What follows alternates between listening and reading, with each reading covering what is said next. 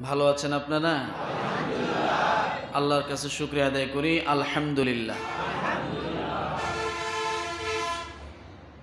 আল্লাহ সুবহানাহু ওয়া তাআলার কাছে অগণিত প্রশংসা যে আল্লাহ আমাদেরকে আজকে জুমার দিনে উপস্থিত করে দিলেন। কি বলেন?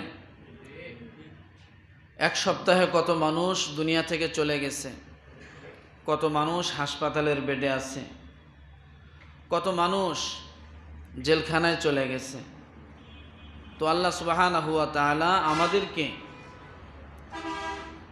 যে যে স্থানে যে অবস্থানে যে অবস্থায় ছিলাম, আল্লাহ সেখান থেকে আমাদেরকে জুমার দিন, গুনাহ মাফের দিন আবার উপস্থিত করে দিলেন। শুকরিয়া আদায় করি, আলহামদুলিল্লাহ। আলোচনা চলছিল পরকালের চিন্তা, পরকালের ভাবনা বিষয়, কথা ঠিক কিনা? পরকাল এটা মহা সত্য। পরকাল কি? আখিরাত, এটা মহা সত্য। আজকে আমরা আলোচনা শুনব দুনিয়া সম্পর্কে। কি সম্পর্কে? দুনিয়া সম্পর্কে।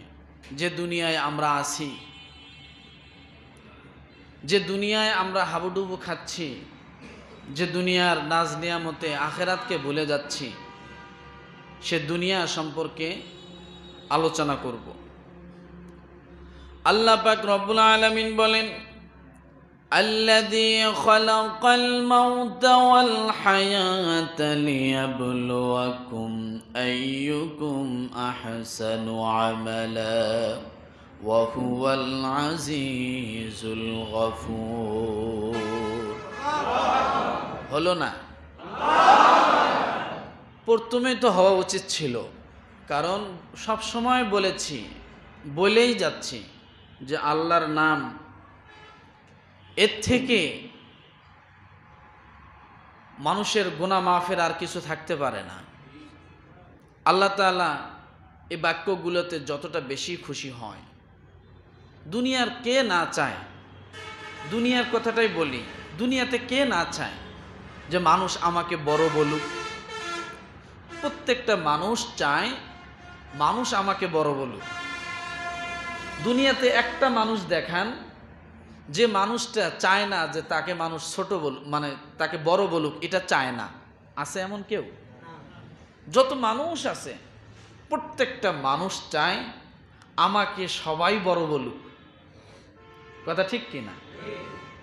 কিন্তু এ বড় বলাতে দুনিয়ায় হয়তো কিছুদিন ফায়দা হাসিল করা যায়, কিছুদিন লাভ হয়, কিন্তু এই বড় বলাতে আখিরাতে তেমন কোনো ফায়দা নেই। আছে? একজন চেয়ারম্যানের পিছনে যদি মানুষ ঘোরে, তো চেয়ারম্যানের প্রশংসা যদি মানুষ করে, চেয়ারম্যান সাহেব তাকে আলাদাভাবে একটু ভালোবাসে, কথা ঠিক না? কি করে? ওই লোকটা যদি দুনিয়ার জমিনে কোনো বিপদ আপদে, কোনো ঝামেলায়, কোনো মামলায়, কোনোভাবে কোনো সমস্যায় পড়ে, কি বলে? আমি চেয়ারম্যান সাহেবের লোক, কথা ঠিক কিনা? এতটুক। আর চেয়ারম্যান সাহেব যদি ফোন করিয়া বলে যে আমার লোক ছেড়ে দাও, হয়তো উপস্থিত সে মুক্তি পেয়ে গেল। এরকম প্রত্যেকটা জায়গায় আছে, শুধু চেয়ারম্যান না, এরকম সব জায়গাতে যারা বড় আছে তাদের ক্ষেত্রে যদি কোনো পরিচয় থাকে, তো সেই পরিচয়টা তারা কি করে? ব্যবহার করে, কথা ঠিক না? তো আপনি আমি যদি আল্লাহর পরিচয় দেই, তাহলে কি হবে? আল্লাহ সুবহানাহু ওয়া তাআলা কিয়ামতের ময়দানে আপনি আমি যখন উঠব, আল্লাহ দেখবেন একজন মানুষ জাহান্নামে চলে যাচ্ছে। আমি কথাটা স্মরণ দেওয়ার জন্য আবারও বলছি, একজন মানুষ জাহান্নামে চলে যাচ্ছে। আল্লাহ তাআলা দেখবেন তার আমল নামায় তেমন কিছুই নাই, কিন্তু এই যে দুনিয়ার জমিনে বসে আল্লাহকে আল্লাহ বলে ডাকছেন, আল্লাহ বড়, এই কথাটা নিজের জবান দিয়ে উচ্চারণ করছেন, তো আল্লাহ তাআলা বলবেন যে আমার বান্দা দুনিয়ায় থাকা অবস্থায় আমি বড়, এ কথাটা মানুষের কাছে পৌঁছায় দিছে, মানুষের কাছে বলছে, নিজের জোর গলায় বলছে। আমি আল্লাহ যেহেতু তার কাছে দুনিয়ার জমিনে বড় ছিলাম, আমি আখিরাতেও বড় থাকতে চাই, আমি তাকে মাফ করে দিলাম। তো এই যে মানুষকে আল্লাহ তাআলা মাফ করে দেওয়ার জন্য অনেক বাহানা খুঁজবেন, যদি হয় সেদিন এই বাহানাটা, কথা ঠিক কিনা? এই জন্য সবসময় আমরা আল্লাহর নামগুলো নিতে কোনো কার্পণ্যতা করব না। রাজি আছেন? আল্লাহ পাক রব্বুল আলামিন বলেন, আল্লাযী খালাকাল মাউতা ওয়াল হায়াতা লিয়াবলুয়াকুম আইয়ুকুম আহসানু আমালা ওয়া হুয়াল আজিজুল গফুর। আল্লাহ পাক রব্বুল আলামিন বলেন, ও দুনিয়ার মানুষ, তোমরা জেনে নাও, যিনি সৃষ্টি করেছেন মরণ, যিনি সৃষ্টি করেছেন মানুষের মৃত্যু, প্রাণীর মৃত্যু, আল্লাহ বলেন তিনি জীবন দান করেছেন মানুষের, প্রাণীর, কথা ঠিক কিনা?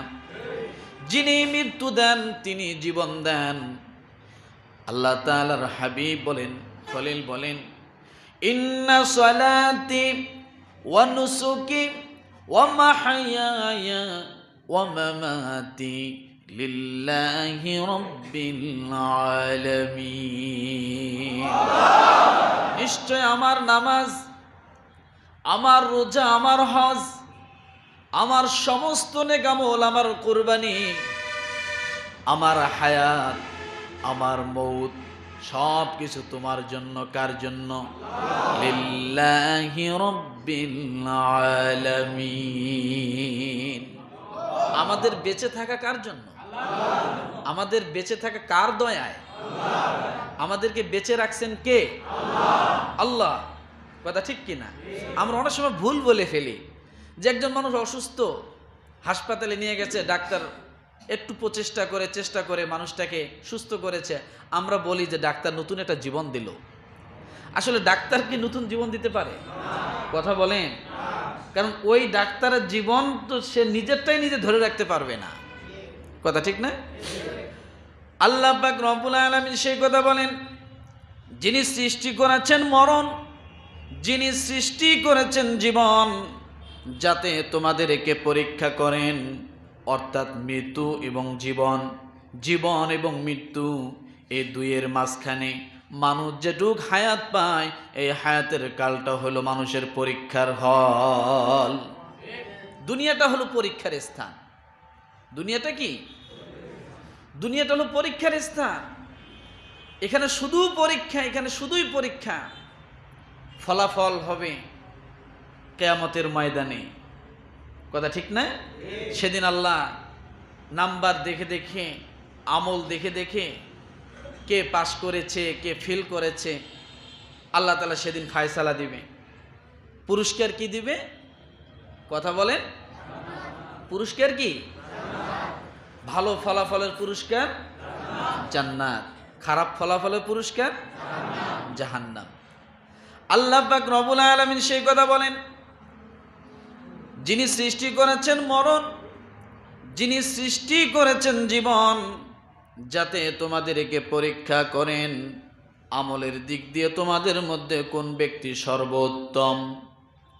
কোন দিক দিয়ে সর্বোত্তম? আমলের দিক থেকে সর্বোত্তম। আল্লাহ বললেন না অর্থের দিক থেকে যে সর্বোত্তম, সম্পদের দিক থেকে যে সর্বোত্তম, আল্লাহ সে কথা বললেন না। আল্লাহ চাইলেন দুনিয়ার মানুষ দুনিয়ার হায়াতে জিন্দগিতে যতদিন বেঁচে থাকো, উত্তম আমল নিয়ে যদি তুমি চলে আসতে পারো, আল্লাহ বলেন ওহুয়াল আজিজুল গফুর, অতি ক্ষমাশীল তিনি। যদি উত্তম আমল নিয়ে আমরা আল্লাহর দরবারে উঠতে পারি, তাহলে কি হবে? আল্লাহ আমাদেরকে কি করবেন? ক্ষমা করে দিবেন। আল্লাহ পাক রব্বুল আলামিন দুইটি অধ্যায়ের কথা বললেন, একটা হলো মরণ আর একটা হলো জীবন। এই জীবন এবং মরণের মাঝখানে মানুষ যা কিছু করবে, এই কাজগুলোর হবে ফলাফল ফায়সালা। কথা ঠিক কিনা? এই কাজগুলোর হবে ফলাফল ফায়সালা। ও দুনিয়ার মানুষ, তোমরা যদি নেক আমল করে আসতে পারো, আমি আল্লাহ তোমাদেরকে মাফ করে দিব। আর দুনিয়ার জীবন পাওয়ার পরে যদি নেক আমল বরবাদ করিয়া দুনিয়ার জীবনকে যদি তোমরা স্থায়ী মনে করিয়া এই দুনিয়ার জীবনে পড়ে থাকো, দুনিয়ার চাকচিক্য সুন্দরের মধ্যে যদি পড়ে থাকো, আল্লাহ বলেন তাহলে তোমাদের জন্য বড় ক্ষতিকর বিষয়, ফি নারি জাহান্নাম খালিদিনা ফিহা, ও অবশ্যই তোমরা সেই জাহান্নামের মধ্যে পতিত হবে। আমরা কি চাই? আমরা কি চাইছি জাহান্নাম যেতে? আমার ভাইরা, দুনিয়াটা কেমন? দুনিয়াটা কেমন? দুনিয়াটা শস্য শ্যামল সবুজের মতো। একটা গাছের দিকে আপনি যদি তাকান, দেখবেন এই গাছের পাতাটা অনেক সবুজ কালে, অনেক তরতাজা, কিন্তু পর্যায়ক্রমে গাছের পাতার রং কিন্তু অবশ্যই পাল্টায়। জন্মের পরে গাছের পাতার যেরকম কালার থাকে, কিছুদিন যাওয়ার পর ওই কালারটা থাকে না, আরও বেশি সবুজে কালোয় পরিণত হয়। আবার কিছুদিন যাওয়ার পরে ওই পাতা সবুজে পরিণত থাকে না, ওই পাতাটা লালে পরিণত হয়ে যায়, হলুদে পরিণত হয়ে যায়। কারণ ওই পাতা একদিন আস্তে করে ওখান থেকে পড়ে যাবে, গাছ থেকে পড়ে যাবে, আর ওগুলো যখন পড়ে যাবে তখন মানুষ ঝাড়ু দিয়ে বিভিন্ন ময়লা পরিষ্কার বিষয় দিয়ে ফালাইয়া দেয়।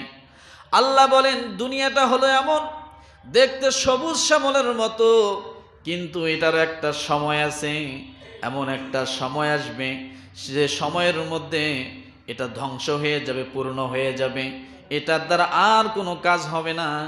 তোমরা পাতাগুলো যেমন ঝাড়ু দিয়ে নিয়া চুলার মধ্যে জ্বালায়া দাও, আগুন ধরায়া দাও, তোমাদের জীবনটা যদি এমন হয় যে এই পাতার মতো চাকচিক্য জীবনের মধ্যে, দুনিয়ার জীবনের মধ্যে তোমরা যদি পড়ে যাও, তাহলে তোমাদের জীবনটা এমন হবে, যখন বৃদ্ধকাল হয়ে যাবে তখন তোমাদের আমলগুলো আর কোনো কাজ করবে না। আমি আল্লাহ ঝাড়ুদারের মতো ঝাড়ু দিয়া তোমাদেরকে জাহান্নামের মধ্যে নিয়ে যাব, নাউজুবিল্লাহ। কি করে বলেন?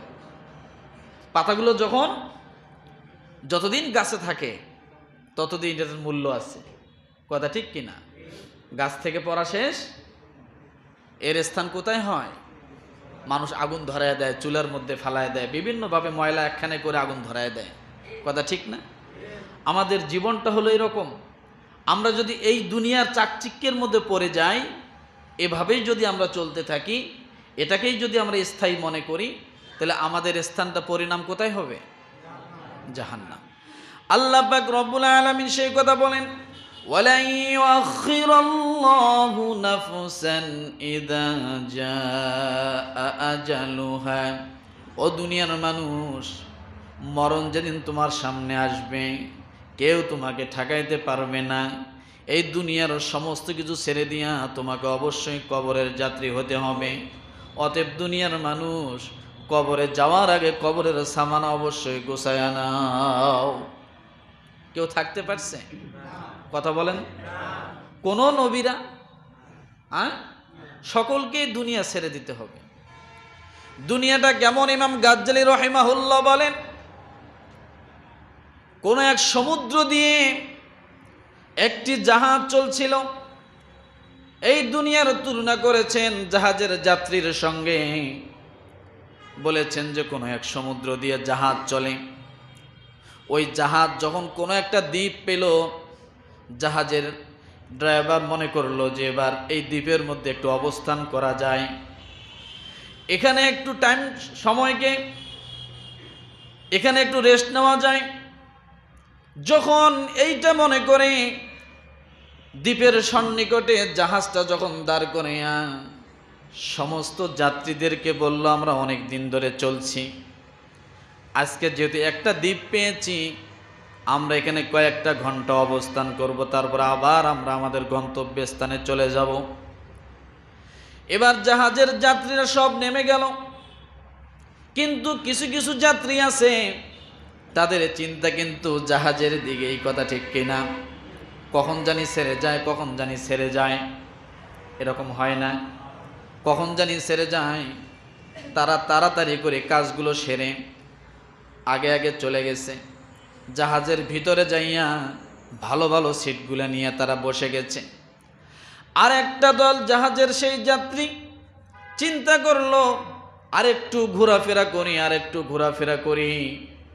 অনেক সুন্দর লাগতেছে দ্বীপটা, এই দ্বীপটা দেখতে অনেক সুন্দর, অনেক মনোরম, অনেক ভালো লাগলো। অনেক দিন পরে এমন দ্বীপের দেখা হলো, তাই তারা আরেকটু ঘোরাফেরা করলো। ঘুরতে ঘুরতে আবার তাদের মনের ভিতরে পড়ে গেল জাহাজটা তো এখন হয়তো বা ছেড়ে দিবে, চলে যায়। যে দেখে ভালো ভালো সিট একটাও নাই, সব ফ্লোরের মধ্যে জায়গা। হয় কিনা এরকম? লঞ্চে যারা যান তারা তো জানেন কথা, ঠিক না? সবাই কি সিট পায়? হ্যাঁ, সবাই সিট পায় না। যারা আগে যায় তারা পায়, যারা আগে কাটে তারা পায়। বাসের সিট যারা আগে কাটে তারা একটু ভালো সিট পায়, কথা ঠিক না?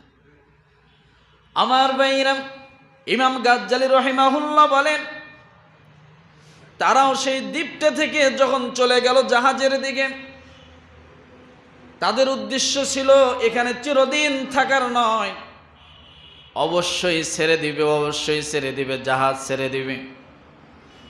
তারা যে ফ্লোরের মধ্যে বসে পড়ল, তাদের মধ্যে থেকে কিছু যাত্রী তারা ভাবলো এত সুন্দর দ্বীপ আর জীবনে দেখি নাই, এত সুন্দর জায়গা আর কোনোদিন দেখি নাই, আর একটু দেরি করি না কেন, আর একটু দেরি করি না কেন। তারা ঘুরতে ঘুরতে অনেক দূরের মধ্যে চলে গেছে, ফিরে আসতেই লাগবে একদিন। এখন তারা আসবে কেমনে? এমন সময় জাহাজ ছেড়ে দিয়েছে, রাতের অন্ধকারাচ্ছন্ন আস্তে আস্তে কেটে আসতেছে। ইমাম গাজ্জালী রহিমাহুল্লাহ বলেন, সন্ধ্যা যত ঘনিয়ে আসে তাদের বিপদ তত চেপে আসে। আজকে দুনিয়ার মানুষ এই দুনিয়াটাকে এমনই মনে করতেছে, কিন্তু মানুষ দুনিয়ার চাকচিক্যের মধ্যে পড়ে যায়। যতই বয়স চলে যায় পূর্বের জীবন তারা আর কখনোই ফিরে পায় না। যুবককালে সেজদা দিয়েছে যেমন করে, বৃদ্ধকালে আর এরকম সেজদা দিতে পারে না। যুবককালে হজ ফরজ হয়েছিল, বৃদ্ধকালের অপেক্ষায় ছিল যে বৃদ্ধ হব তারপর হজ করব। কিন্তু এখন চাচার নিজেরই এখন হুইল চেয়ার লাগে, কথা ঠিক কিনা? আমার ভাইরা, আল্লাহ বলেন দুনিয়ার মানুষ দুনিয়ার চাকচিক্যে পড়ে যদি তোমরা আখেরাতকে ভুলে যাও, তাহলে তোমাদের অবস্থা হবে ওই রকম জাহাজের যাত্রীর মতো, যে তোমাদের আস্তে আস্তে বিপদ ঘনিয়ে আসবে। তোমাদের বিপদ তোমাদের জন্য হবে আখেরাত, তোমাদের বিপদ তোমাদের জন্য হবে কবর, তোমাদের বিপদ তোমাদের জন্য হবে ফুলসেরাত। এখন কি দুনিয়া চিরদিন থাকবেন? থাকা যাবে? হ্যাঁ, আল্লাহ রাসূল সাল্লাল্লাহু আলাইহি ওয়াসাল্লাম বলেন, দুনিয়ার মূল্যটা কেমন, দুনিয়া কি পরিমাণ? দুনিয়ার পরিমাণটা হলো ওই রকম, বিশাল এক সমুদ্রের মাঝখানে আপনি একটা আঙ্গুল চুবায় দিলেন, আঙ্গুল চুবায় দিয়েছেন বিশাল সমুদ্রের মাঝখানে। আঙ্গুলটা যদি আপনি উঠান, তাহলে আঙ্গুলের মাথায় যে পরিমাণ পানি থাকবে, কতটুকু পানি থাকবে বলেন? 100 গ্রাম, 50 গ্রাম, 1 ফোঁটা পরিমাণ পানি আসবে। ও দুনিয়ার মানুষ, আল্লাহ রসুল সাল্লাল্লাহু আলাইহি ওয়াসাল্লাম বলেন, ওই আখেরাতটা হলো সাগরের চেয়েও অসীম, সাগরটা হলো সসীম, আখেরাত হলো অসীম। সে আখেরাতের তুলনায় দুনিয়া হলো 1 ফোঁটা আঙ্গুলের 1 ফোঁটা পানির সমান। এইটা পাইয়া তোমরা এত আত্মহারা হয়েছ, অর্থ সম্পদ গোছানোর চিন্তা করতেছ, ব্যাংক ব্যালেন্স করার চিন্তা করতেছ।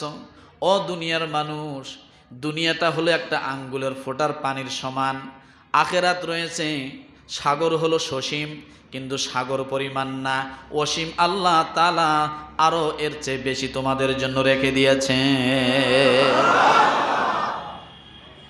আরো বেশি আছে। কি কথাটা বলছেন রাসূল?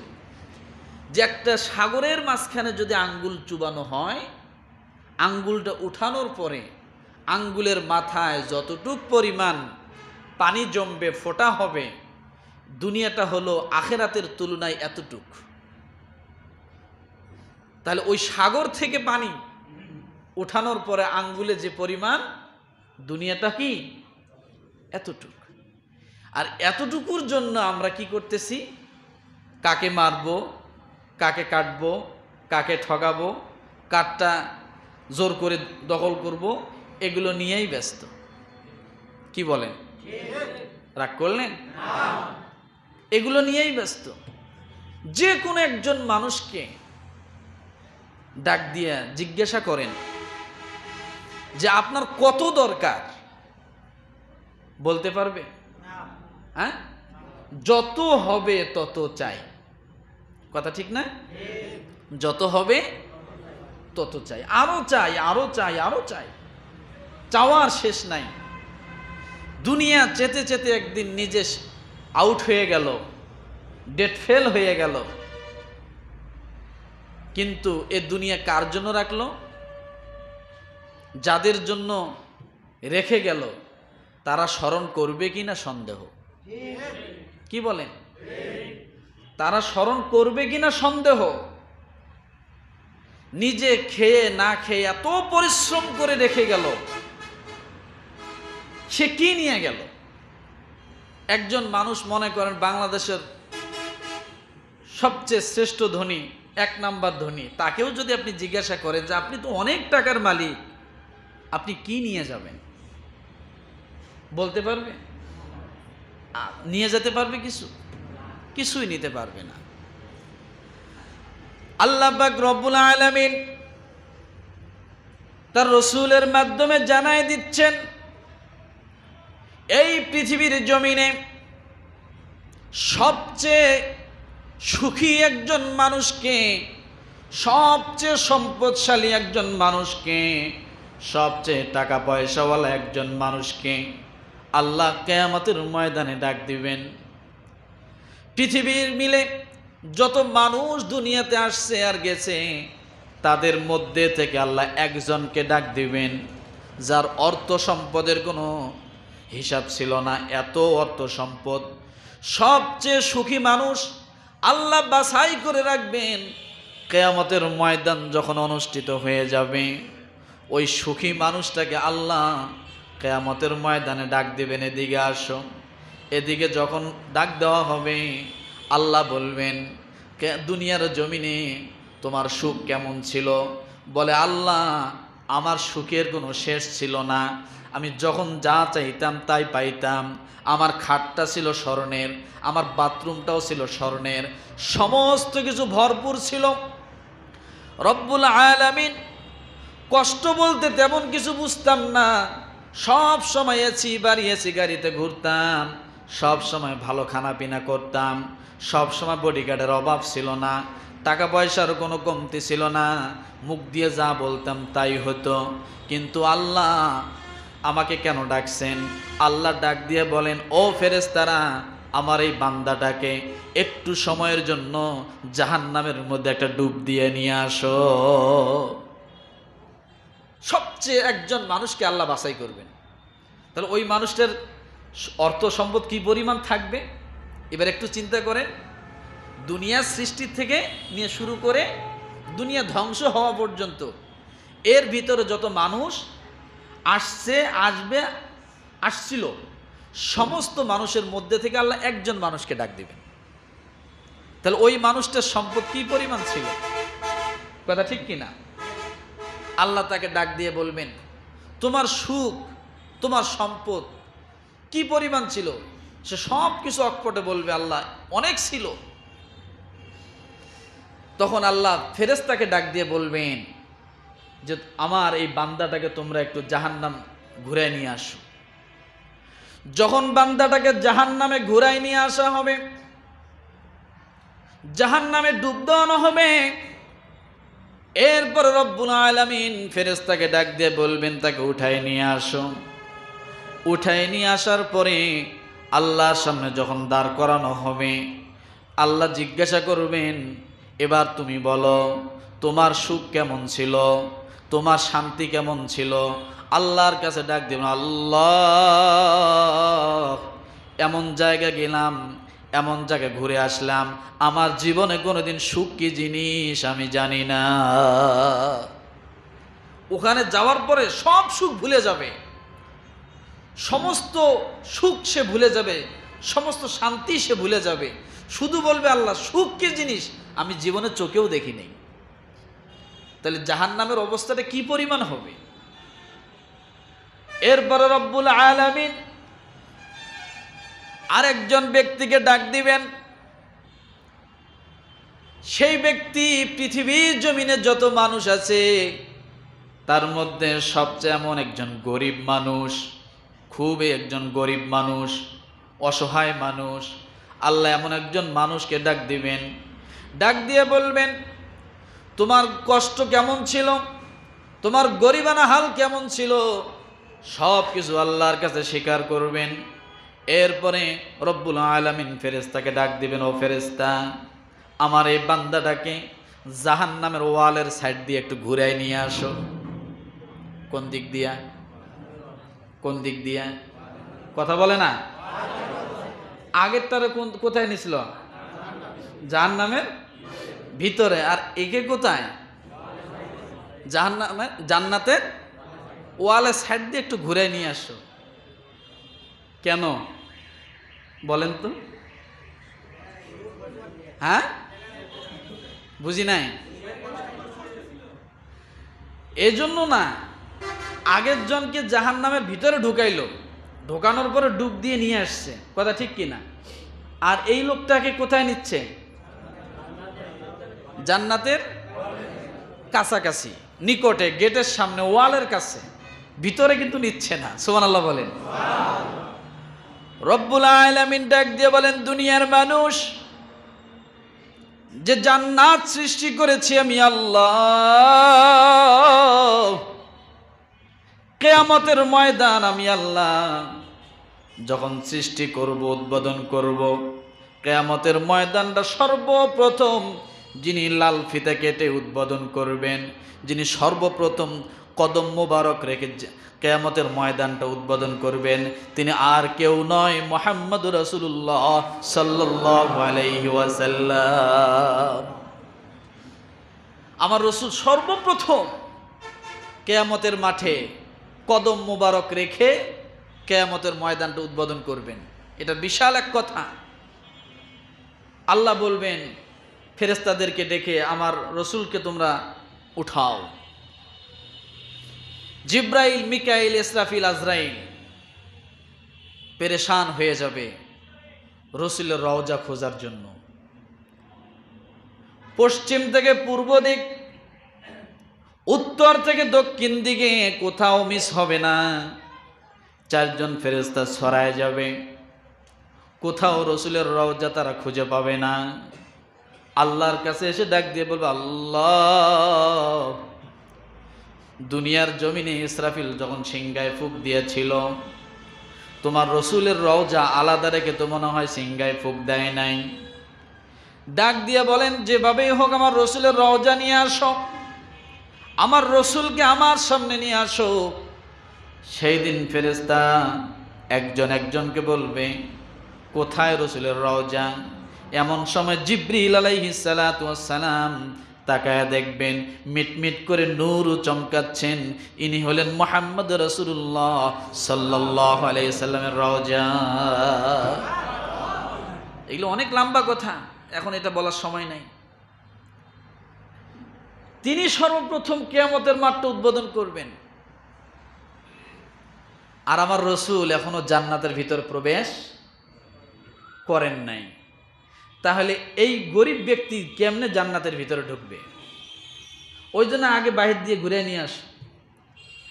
এই ব্যক্তি যখন জান্নাতের বাহিরের থেকে জান্নাতের ভিতরটা দেখতে পাবে, সঙ্গে সঙ্গে সমস্ত দুঃখগুলো ভুলে যাবে আর ডাক দিয়ে বলবে, আল্লাহ, এত সুখ কোনোদিন জীবনে দেখি নাই।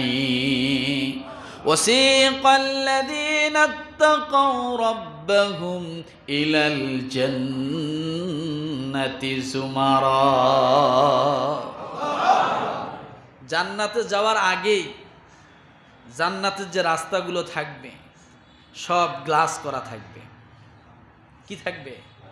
গ্লাস করা। দুই সাইডে আপনারা বিভিন্ন রেস্ট হাউসে যান না, বিভিন্ন জায়গায় তো গেছেন, রাস্তার দুই সাইডে লাল পতাকা টানানো থাকে, সবুজ পতাকা টানানো থাকে, সুন্দর সুন্দর গাছ টানানো থাকে, এরকম আছে না? দেখছেন না অনেক জায়গায়? সেগুলো অনেক সুন্দর রং করা থাকে, সাইড দিয়ে অনেক সুন্দর ছোট ছোট গাছ থাকে। ওই ভিতরে যাবেন কি বাইরেই ভালো লাগে আগে, কথা ঠিক কি না? তো জান্নাতীরা এই জান্নাতের পথ দেখেই এর সুখ শান্তি অনুভব করতে পারবে। এখান থেকেই বুঝবে যে এটা কতটা সুখের জায়গা। সুবহানাল্লাহ বলবেন না? ওই রানী বিলকিসের মতো, রানী বিলকিসকে যখন সুলাইমান আলাইহিস সালাম ডাকছিলেন যে আপনি আমার দরবারে চলে আসেন, তো রানী বিলকিস আসবে। এখন সুলাইমান আলাইহিস সালামের কাছে যে আসবে, ইনিও বাদশাহ, উনিও রানী, উনিও তার দেশের বাদশাহ। রানী বিলকিসের দেশের মানুষের কপাল আর আমাদের দেশের মানুষের কপাল এক, কি একই। তো এখন চিন্তা করছে যে আমি যে ওই দেশে যাব, কি নিয়ে যাব? কিছু তো উপহার পাঠাইতে হয়, কথা ঠিক না? চিঠি লেখছে, চিঠি সহ উপহার সহ পাঠাই দিছে। আর সুলাইমান আলাইহিস সালাম তার দেশের সমস্ত মন্ত্রী সবাইকে ডাক দিয়ে বলছে যে রানী বিলকিস যে রাস্তা দিয়ে আসবে, এই রাস্তাটা 30 মাইল শুধু স্বর্ণের কার্পেটিং হবে। কি সুবহানাল্লাহ বলবেন না? মন খারাপ নাকি? হ্যাঁ, মনে হয় তো মনটা বেজা। কত মাইল? 30 মাইল শুধু স্বর্ণের কার্পেটিং হবে। আর রাস্তার দুই সাইডে এই স্বর্ণের রাস্তা রিফারিং করার জন্যে, যেখানে যেখানে গর্ত হবে নষ্ট হবে সেটা ঠিক করার জন্যে স্বর্ণের স্তূপ রাস্তার দুই সাইডে জমা করে করে রাখবা। আর কিছু গরু এই স্বর্ণের রাস্তার মাঝখানে বাইন্ধে রাখবা। কি বলছে? স্বর্ণের রাস্তার মাঝখানে গরু বাইন্ধে রাখবা। এখন মানে কেন কথাটা বললাম, ওই কথা থেকে কথা চলে আসলাম বোঝার জন্য একটা বলছি।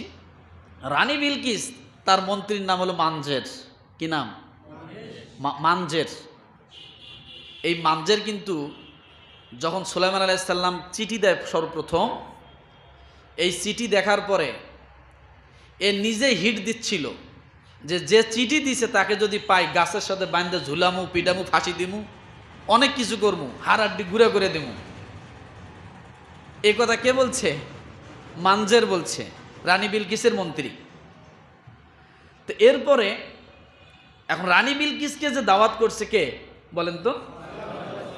ইন্নাহু মিন সুলাইমান ওয়া ইন্নাহু বিসমিল্লাহির রহমানির রহিম আল্লাহ তা'আলু আলাইয়া ওয়াতুনি মুসলিমিন। চিঠির হেডলাইন কি দেখছেন? ইন্নাহু মিন সুলাইমান। আপনারা চিঠির শেষে লেখেন ইতি মোহাম্মদ আব্দুল করিম। এই আব্দুল করিম নাম, ইতি মোহাম্মদ, এটা কোথায়? শুরুতে না শেষে? হ্যাঁ। আর বাদশাহ সুলাইমান পত্রের শুরুতেই লেখছে ইন্নাহু মিন সুলাইমান, নিশ্চয় আমি সুলাইমান হইতে। সুবহানাল্লাহ বলেন। বিসমিল্লাহির রহমানির রহিম, আল্লাহর নামে পত্র লেখা শুরু করলাম। জীবনে দেখছেন চিঠির শুরুতে নাম থাকে, শেষের দিকে, কথা ঠিক কিনা? আমি অমুক দরখাস্ত করলাম, লাস্টে যায় তার নামটা থাকে, সিগনেচার থাকে, ডেট থাকে, তারিখ থাকে, কথা ঠিক না? আমার ভাইরা, সুলাইমান আলাইহিস সালাম এই চিঠি দিলেন, আল্লাহ তা'আলু আলাইয়া ওয়াতুনি মুসলিমিন। যদি বাঁচতে চাও তাড়াতাড়ি আমার দরবারে এসে মুসলমান হও। এই চিঠি কাকে দিছে? রানী বিলকিসকে দিছে। দেখেন বাপের বেটা কাকে বলে, ডাইরেক্ট কথা, কোনো কথা নাই, তাড়াতাড়ি এসে আমার কাছে মুসলমান। এই চিঠি দেখে, এগুলো অনেক লম্বা কথা, বোঝার জন্য কথাটা বলছি। এই চিঠি দেখে ওই মানজের বলছিল যে যে চিঠি দিছে তাকে যদি পাই বানবো, পিটাবো, মারবো, ফাঁসি দিব, সব করব। আপনি গেলে হুকুম দেন। সারা দুনিয়ার বাদশাহ কে? বাদশাহ সুলাইমান। এবার রানী বিলকিস ডাক দিয়ে বলতেছে, চুপ কর, কত কম কও। যে ব্যক্তি আমি ঘুমান্ত রুমে চিঠি পৌঁছায় দিতে পারে, যে ব্যক্তি চিঠির শুরুতে নাম লিখতে পারে, সে যেমন তেমন ব্যক্তি নয়, কত কম কও। আরো আসতে কন। চিঠি পাইয়া দেখছে যে আমাকে ডাক দিছে। এখন ওই মানজের মন্ত্রীকে পাঠাইছে যে তুমি 6টা ইট, স্বর্ণের ইট, কয়টা? 6টা স্বর্ণের ইট আর একটা পাথর, এই দুইটা দিয়ে সুন্দর করে আপনার গিফটের প্যাকেট করেন না, ভিতরে যদি 2 টাকা দামি জিনিস হয় তাও তো প্যাকেটটা তো সব এক সমান। 50,000 টাকা জিনিসের যে কাগজ দিয়ে মোড়ানো হয়, 5 টাকা দামের জিনিসের সেইটা দিয়েই কিন্তু মোড়ানো হয়, নাকি কাগজ আলাদা আছে? ওই নাকফুল নিলেও যে প্যাকেট দেয়, গলা চেন নিলেও একই প্যাকেট দেয়, দেখছেন না? সব এক সমান। 6টা ইট প্যাকেট করে মন্ত্রী মানজেরে দিয়ে পাঠায় দিছে বাদশাহ সুলাইমানের কাছে, এটা হাদিয়া হিসেবে নিয়ে যাও। এখন এই মন্ত্রী আসতেছে খুব খুশি, আমরা স্বর্ণের নিয়ে যাচ্ছি উপহার, আমাদের রানী কত বড় মনের মানুষ, স্বর্ণের উপহার দিছে। যখন এই 30 মাইল কিলোমিটার দেখছে, দেখিয়ে রাস্তার মাথায় দাঁড়াইয়া দেখে যে এটা স্বর্ণের কার্পেটিং রাস্তা 30 কিলোমিটার, এই দেখে ওর হার্টের বিট বেড়ে গেছে। হায় আল্লাহ, 6টা ইট, এইটা নিয়ে এখন আমি দরবারে যাব, আবার দেখি যে রাস্তার মাঝখানে গরু অনেকগুলা পেশাব করতেছে, পায়খানা করতেছে, লেদাচ্ছে, এদের এখানে স্বর্ণের কোনো দামই নেই। এখন মানজের চিন্তা করি 6টা ইট আমি নিয়ে যাব, যদি বলে যে এদের রাস্তার ইট আমি উঠাই নিয়ে আইছি, তাহলে তো পিটানের অভাব থাকবে না, পিটানের অভাব থাকবে না। যদি বলে যে এই তুমি 6টা ইট আমাদের রাস্তার থেকে উঠাই নিয়ে আইছো, তাহলে আমি ওদের হাড়াড্ডি ভাঙবো কি? আমার তো হাড়াড্ডি একটাও খুঁজে পাওয়া যাবে না। সব ফালাই দিয়ে কয়, রানী বিলকিস রে কোন দেশে পাঠাইলা? এখন আছে তো আরেকটা, ওই যে পাথর, মনে পড়ে? ওই পাথর যখন নিয়ে গেছে, বাচ্চা সুলাইমান দূরের থেকে ডাক দিয়ে বলতেছে, পাথরটা দাও। মানজের আশ্চর্য হয়ে গেছে, বলে কি পাথর আমার পকেটে? পাথর দিছে আমার রানী, উনি জানে কেমনে? আমার ডাক দিয়ে বলতেছে পাথরটা দাও, সুতে লাগাই দেই। এবার মানজের কাঁপুনি উঠছে যে আমি যে পিডাইতে চাইছিলাম এটাও মনে হয় জানে। আল্লাহ, কার কাছে পাঠাইলা? কার কাছে পাঠাইছো? এদের সব জানে। এবার বাদশা সুলাইমান ডাক দিয়ে বলতেছে, পিপিলিকা এদিকে আসো। পিপিলিকাকে ডাক দিয়ে বলতেছে, সুতে নাও, এই পাথরের ভিতর দিয়ে ঢুকাইয়া সুতে ওপর দিক দিয়ে বাইর করে দাও। মানজের ডাক দিয়ে চিন্তা করে দাঁড়ায় দেখে যে পিঁপড়াও কথা শোনে। আমার আর মনে হয় রানীর দেশে যাওয়া হবে না, আমার খতম, এখানে জীবন শেষ। তো এই যে রানী বিলকিস যে আসছিল, সে রানী বিলকিসের রাস্তাটা ছিল গ্লাসের। কিসের? পরীক্ষা করার জন্য রানী বিলকিস মানুষের সন্তান নাকি পরীর সন্তান, এইটা পরীক্ষা করার জন্য। যদি পরীর সন্তান হয় তাহলে শরীরের মধ্যে অনেকগুলো বড় বড় লোম থাকবে। তো উনি যে গ্লাস সিস্টেম করে দিয়েছিল বাদশাহ সুলাইমান, উনি যখন গ্লাসের মধ্যে পাড়া দিচ্ছেন, দেখে যে নিচে খালি পানি ভাসে। এখন পা দেয় দেয় না, সামনে আগায় আগায় না, যদি পানির তলে পড়ে যায়। আসলে কি পানির উপরে কি আছে? দেখা যায় নিচে পানি, পানির মতো। তো বাদশাহ সুলাইমান পরীক্ষা করলেন রানী বিলকিসকে যে এটা পরীর সন্তান না, এটা মানুষেরই সন্তান। তো আমার ভাইরা কেন এই কথাটা বললাম, যে এই এমন স্বচ্ছ গ্লাসে থাকবে, এমন স্বচ্ছ পানি থাকবে, এমন স্বচ্ছ বিষয় থাকবে, জান্নাতে যাওয়ার আগেই মানুষ এটাকেই জান্নাত মনে করবে। জান্নাতে যাওয়ার আগেই এটাকেই জান্নাত মনে করবে। মুমিনরা বসে পড়বে রাস্তার মাঝখানে, ফেরেশতারা আবার ধাক্কাবে, ওঠো, বলবে আমাকে কোথায় নিয়ে যাচ্ছ, এর থেকে সুন্দর জায়গা আর থাকতে পারে না। ফেরেশতারা ডাক দিয়ে বলবে এটা সুন্দর না, এটা সুন্দরের বারান্দা। এটা কি সুন্দরের? এটা ঘর না, ঘরের ভিতর তো এখনো যাও নাই। কথা ঠিক কিনা? আল্লাহ তাআলা এই ব্যবস্থা করে রাখছেন। কেন এই কথাটা বললাম? দুনিয়ার জমিনে মানুষ যত সৌন্দর্য, যত কিছুই করুক না কেন, এটা ক্ষণস্থায়ী। এ দুনিয়ার পিছনে পড়ে থাকলে মানুষ শুধু ধোঁকার পিছনে পড়ে থাকবে। কিসের পিছনে পড়ে থাকবে? শুধু ধোঁকার পিছনে। একটা জিনিস ভালো করে মনে রাখতে হবে, জন্মগ্রহণ করেছি, মৃত্যু একদিন অবশ্যই হবে। এই জন্য রব্বুল আলামিন বলেন, আল্লাযী খালাকাল মাউতা ওয়াল হায়াতা লিয়াবলুয়াকুম আইয়ুকুম আহসানু আমালা ওয়া হুয়াল আজিজুল গফুর। আল্লাহ বলেন, যিনি সৃষ্টি করেছেন মরণ ও জীবন, ও দুনিয়ার মানুষ, সেই মরণ এবং জীবনের মধ্যবর্তী সময় আমি আল্লাহ তোমাদেরকে অবশ্যই পরীক্ষা করব। আর এই পরীক্ষার স্থানটা হলো দুনিয়া।